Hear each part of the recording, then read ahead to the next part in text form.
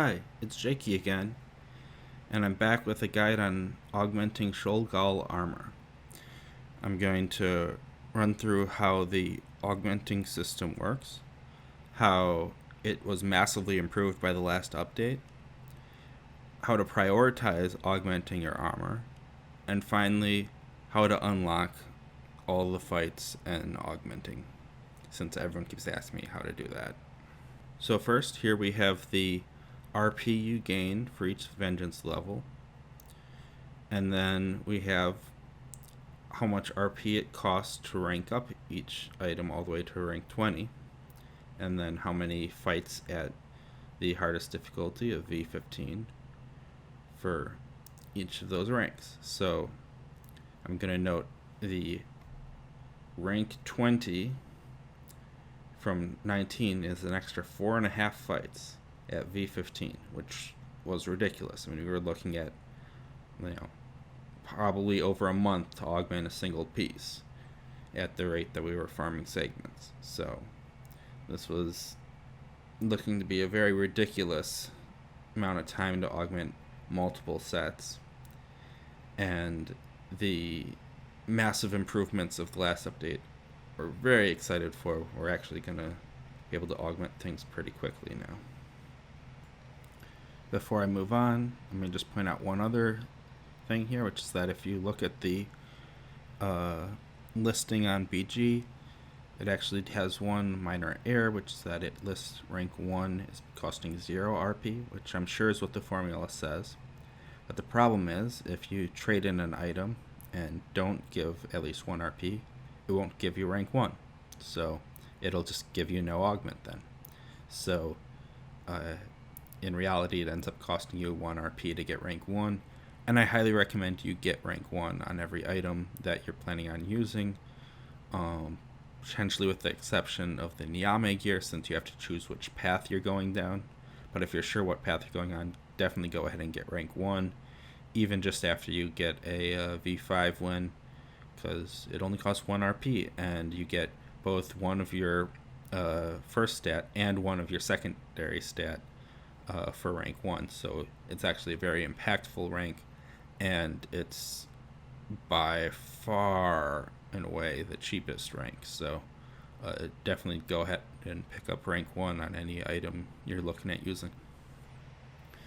So this last update added the Moogle Amplifier, which for half the cost of a fight gives you 3 times the RP for that fight, and if it's after doing a triple run, you get a 9 times bonus instead, assuming you did V15 for all 3 fights of the triple run.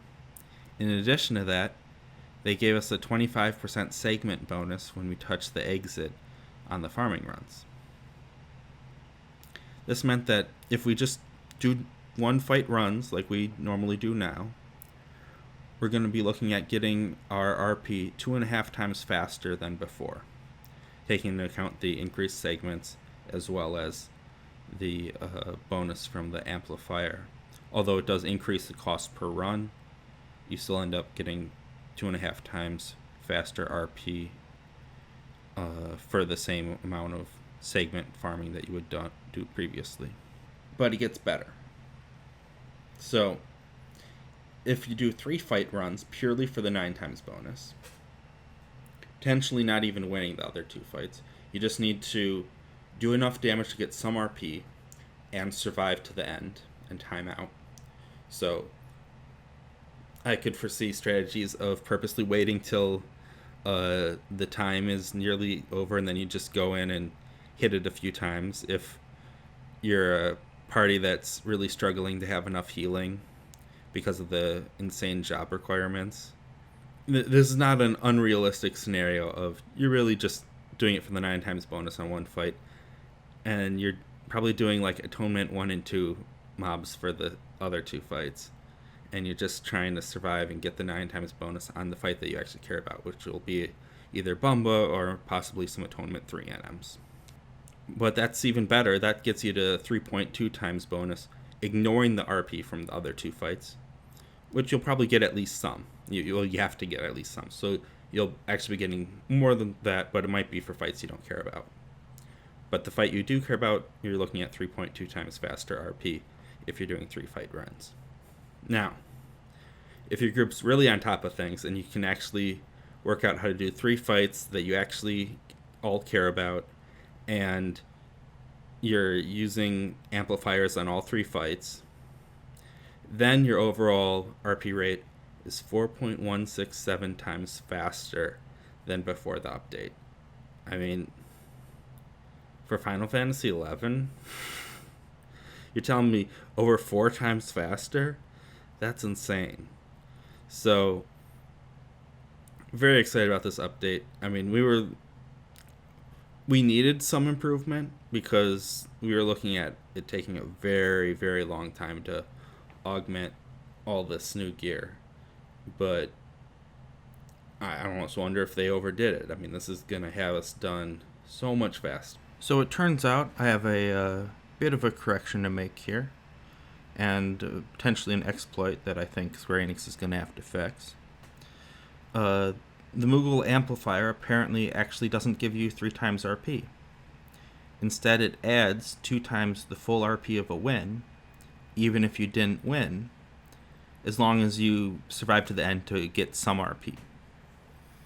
And the 9 times bonus, similarly, is actually plus 8 times the full RP of a win.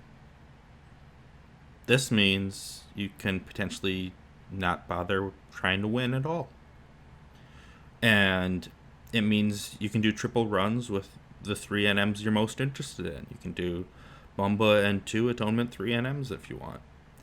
And even if you don't win against any of them, now, of course, if you're in a good group, you can certainly beat one of these NMs. Presumably, you've already beaten them if you have, in order to get the clears to be here, so that wouldn't be too much of an ask, but you don't even have to. You could go in solo, as long as you have the clears to fight all the V15s, and do the 3 NMs you most want, get 8 times a full win on the first one, 2 times the full win on the second, 2 times full win on the third. You're coming out 3.33 times faster than before the update. That's faster than doing single runs where you actually win. That's faster than doing triple runs where you actually win against the first NM and then do 2 NMs you don't care about. Because here you're actually doing it. All 3 of them are going to be things you want because you get to choose all 3. I mean, unless you only care about 1 NM or something, this is going to be the fastest way to go, and you don't even have to beat anything. You can do it solo. I think Square Enix is going to have to patch this because this is just too easy to not even have to beat any of the NMs. But let me know in the comments what you think. I think they're going to have to actually make it 3 times and 9 times as advertised.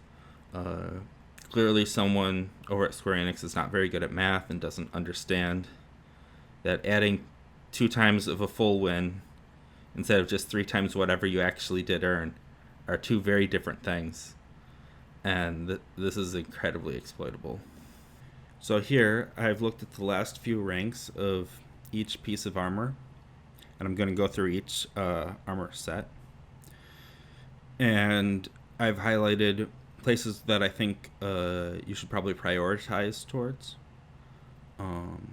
for a few reasons. So, looking at the Sakpata helm, I've highlighted rank 19 because going from rank 19 to 20, you're only gaining 1 attack, 1 accuracy, 1 magic accuracy. The double attack damage, which is definitely the highlight of the augment on the helm, caps out at rank 19 for 10%. So I'm not saying don't get rank 20. Certainly, especially after the buff, you'll want to rank 20 anything that you're using. But I would prioritize getting it to rank 19, and then I might say, are there any other pieces I'm using? Maybe I get a few ranks on those first before I go back and finish rank 20ing it.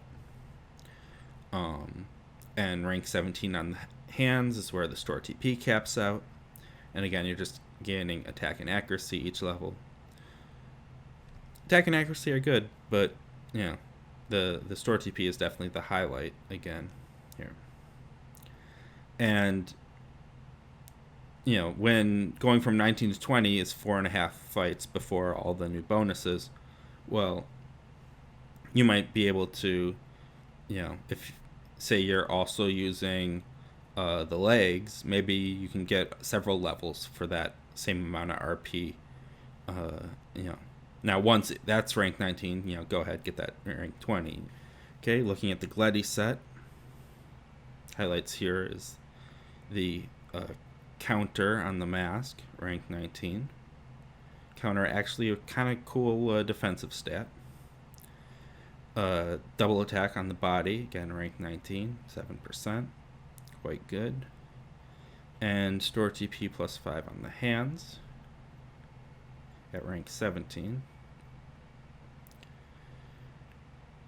The Mpaca set, you've got store TP on the body, already a pretty solid TP piece, so that is quite good.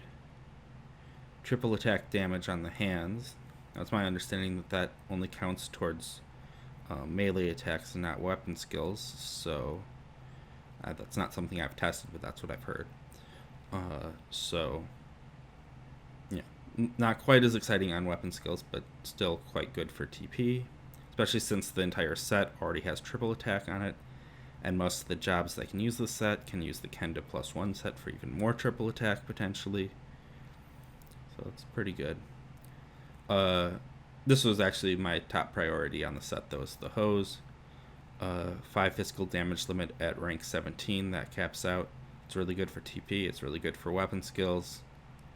That's just good all around, especially since you get a bunch of attack on it, so that helps you more easily use your physical damage limit. It's really, really good. Okay, now we look at the Ikenga set. Here the main highlight is probably the body with the TP bonus that caps out at rank 19 for 170. But you also got a true shot +7 on the feet at rank 19 as well. The Agwu set, here I didn't highlight anything for a few reasons. One, the magic burst damage 2 on the hands actually caps out at rank 16, so it doesn't show up.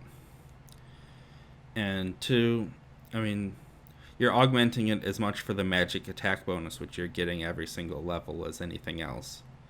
And so it's hard to really point out a particular level that's more important than another, since each level gives you one more. I considered highlighting the feat for the Drain Asper potency. It is your strongest Drain Asper potency feat, even at rank 1. So I don't know, I don't prioritize Drain Asper that much these days because it's already more than I need usually, but the body and head I actually already use for helixes on Scholar, so each level is nice, especially the head since he's getting the magic damage as well. But it was hard to really point out a particular level where I said, oh, just get it here and leave it. And I see each level is pretty similar in value to the level before. Bunzi's gear, I considered not highlighting anything here just because I don't want to deal with fighting that tree ever again. I still need the V15 clear on that tree. Hopefully we'll get it soon. But, maybe down the line we come up with a strat to more easily farm it. And we somehow get motivated enough to do that over the other sets, which I also have a hard time imagining. But, physical damage limit on the body is nice. I could see using that for a few weapon skills on Red Mage. And, of course, the regen potency is really good for several of the jobs on it. So, there's those. Finally, we look at the Nyame set. Now, there's a few things I need to talk about before we go into these too much. And the first is that these pieces are rare EX. So you can only have 1 Gauntlets, 1 Flanchard, 1 Solaret, 1 Mail, 1 Helmet. Now, each one you can go a different path if you want. So you can have path A on the head, path B on the body, path C on the hands if you want. But you're stuck with that particular path for that particular slot. So you're going to need to think a bit about how you would use each piece and which path you want to go in, which jobs you're going to prioritize it for, how are you going to get the most benefit out of it. Path A is a really nice TP set. It's just like Malignance, basically. You know, it's actually like a tankier version of Malignance. Get same magic evasion, but you get a little bit more DT, a little bit more defense. But in most cases, it's a little bit less store TP. But it's all jobs. So if you're on a job that can't wear Malignance, Path A is kind of exciting. But there's the other paths I'm about to go through. Those paths might be even more exciting for you. So we'll go through these and talk about them. In terms of deciding where you should augment them, looking at Path A Helm here, it was a bit of debate about whether I should highlight it at rank 18 or 19, and that's really going to come down to how are you using it, and what job you're using it for, because of course the store TP caps out at rank 18, but the physical damage limit caps out at rank 19. And rank 20 just gives you the 1 accuracy, 1 ranged accuracy, 1 magic accuracy, which is a lot less exciting.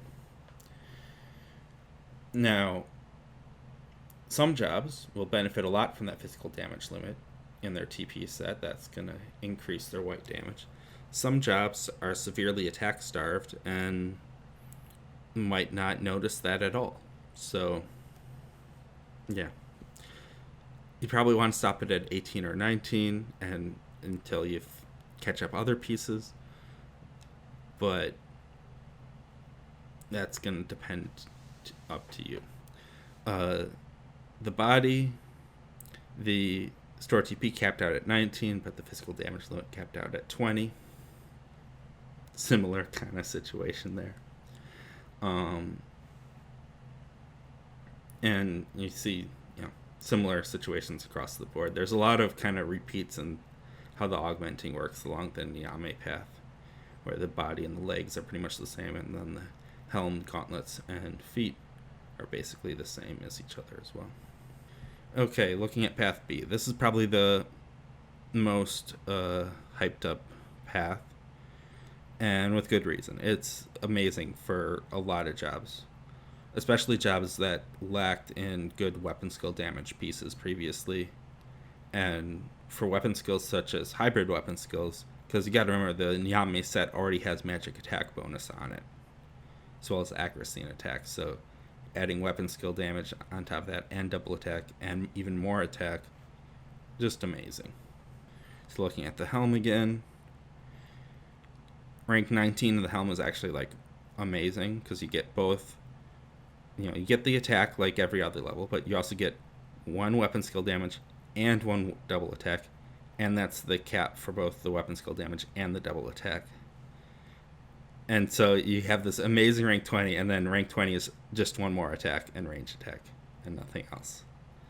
So for the helm, the gauntlets, solarates, I would prioritize getting them to 19 right away.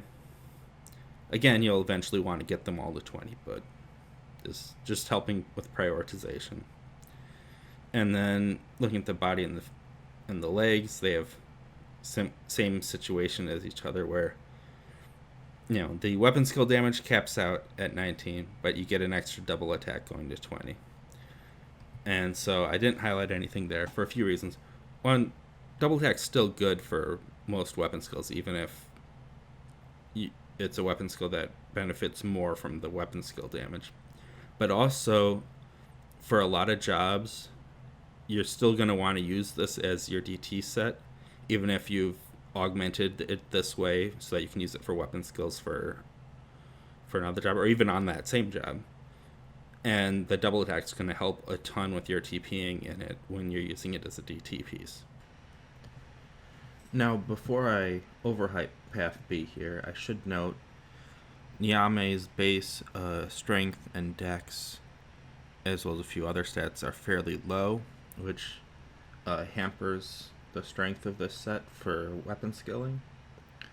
And so, like for my Dragoon, for example, I don't plan on actually using any of these pieces, even at rank 20, for weapon skilling. So, while they look amazing, there may be better options for other jobs. But like my Red Mage, for example, is going to want to use 4 out of these 5 pieces for Savage Blade. And, I mean, Ninja will want to use most of these pieces for several of their physical weapon skills and, of course, for their hybrid weapon skills. So it really depends if you already have good options or not. But, don't get too sucked into just the weapon skill damage, because some of the base stats aren't quite as good as some of the other options, depending what job you're looking at. Path C, again, I didn't highlight anything, because you're gaining magic attack bonus and magic damage each level, which is kind of the main thing you're going for with the augment. I mean, I could see maybe highlighting rank 18 across the board for the magic burst damage. I should also note there may be some errors in these numbers here. There appeared to be some typos on the list I was going off of, and so I tried to extrapolate what would make sense for what the numbers should have been, but I'm not entirely sure if these numbers are correct, so just gonna leave that there. As to if you should go path C or not, if you're wanting to focus on ninja nuking, it is best in slot by far in every slot, since they don't have many other good options, and plus magic damage is huge for ninja.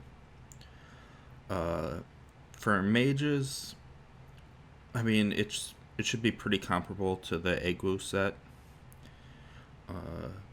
and that set doesn't prevent you from getting something else, so I might suggest you go with Agwu set, or even just the other good nuking options you already have. They're all fairly comparable. Now, where it gets a little bit more interesting is asking about elemental weapon skills.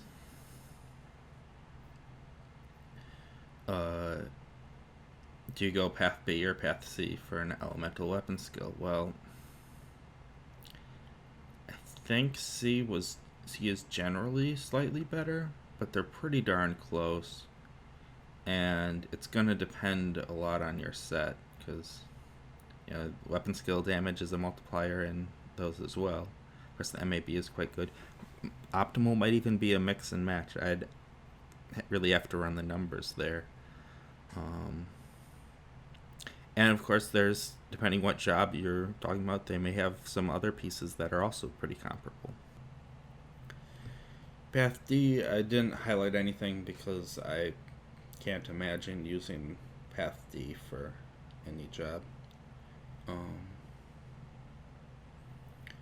Maybe if you're like super into Summoner, because I know the pet all attributes does improve some of your buffs, but it's only +5, and I mean, at that point, I wonder if you might just be better off making a better TP set for your Summoner by going path A. So yeah, I just don't see this as a very viable set, going path D, but I'm sure someone out there will prove me wrong, so have at it. Okay, finally, how to unlock fights and augments. So, first thing you need to understand is that your party leader is the only one who needs clears in order to enter you into the fight, and for you to get RP. Now, if he takes you into a higher vengeance fight, even if you lose, as long as you did some damage to it, you should get some RP. Although you won't be able to use that RP until you get a win on any difficulty against that fight. So getting the initial gear was pretty easy because you could just clear all the fights on V0, which were pretty easy fights. Atonement 1 and 2 I soloed pretty easily first try across the board, so it's very doable. And the initial gear is quite good even without the augments, so that was a nice immediate upgrade due to Odyssey. Well, your leader can take you in to get RP. You are going to need to be in on a V15 win if you want to up your maximum augment level from 15 to 20. Now, I don't see this as being a huge issue for most fights because generally you want to be farming them on V15 if you're trying to augment them, because otherwise it's just going to take too long. Now, with the latest update, since we're looking at potentially getting our RP as much as 4 times faster than before, I could imagine for fights such as the tree, maybe we can find a strat that can beat it on like V13 or something, just barely, and so we just farm it on that instead of and beat it more consistently. I'm thinking of like a subtle blow fight where it never gets off any weapon skills. That makes the fight much easier, but maybe you can't quite do enough damage to beat it on V15 with your setup for that. So I could see doing that, and that's the one time when it kind of matters that yes, you do actually need to have been it on V15 at some point to up the maximum augment level to 20. As we're going through this, a few things to keep in mind. First, a higher vengeance win will count as a clear on that NM for all the lower vengeances as well. So if your buddy takes you in to like a V10 fight, that'll also count as your V5 win and your V0 win as well. So you don't have to like go back and get lower clears if you get a higher clear. That'll count as all your lower clears as well. So first, let's go through what you need to do to get a V0 clear if you're the party leader.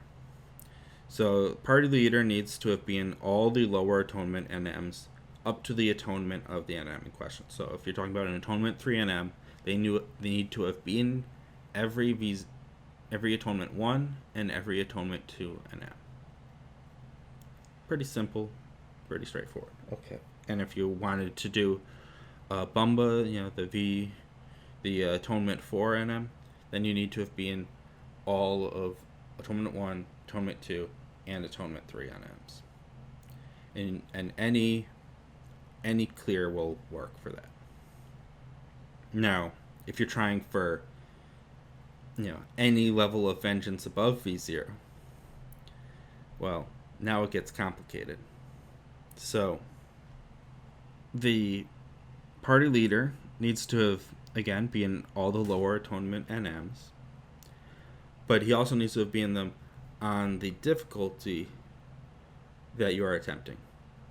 Now, again, if they have been, maybe they skipped some of those difficulties because they did some higher difficulties, that counts too, that's fine. In addition to having been all of the lower atonement NMs up to the difficulty you're on, you need to have been all the current atonement level NMs on any difficulty. And you can't enter a fight more than 5 vengeance levels higher than the highest you've already been it on. So, if you're the leader. So that's why we typically just talk about V0, V5, V10, V15. Because we don't, that's the most efficient way of going through them. Again, I can foresee some scenarios on certain fights, mostly the tree, where maybe for farming we don't fight it at V15, maybe we fight it at one of those odd numbers, and that's like the one case when I could maybe see those odd numbers mattering. But otherwise, for the most part, we're just trying to, as efficiently as possible, get to V15. Now, we can take advantage of these higher clears counting for your lower clears as well to significantly reduce the amount of segments you have to use. Most efficient way of getting all the clears that you can be a leader is have a friend who has all the V15 clears and have them take you into the V15 of each fight and get your clears that way. My group didn't have the benefit of that. And what we actually did for Atonement 1 and 2 is I cleared them all on V0. Then we had one of the other people in our group come with me, and I cleared them when we cleared V5 together. And then I skipped out on V10 on most of the fights, except when they needed me. Because, not everyone has every job. Sometimes you need a certain job for... Especially once we got to, like, Atonement 2, some of those fights, you need the right jobs with you. So, then I skipped out on most of the V10 fights, and then they brought me in for all the V15 fights. So then we all had all the V15 fights. And so, you if you don't have someone to bring you into V15, you'll want to look at how you can shuffle people around to reduce the segment cost a bit. Well, thanks for listening to me ramble on about Odyssey. I hope you learned something. And I'll be back in a little bit with another video.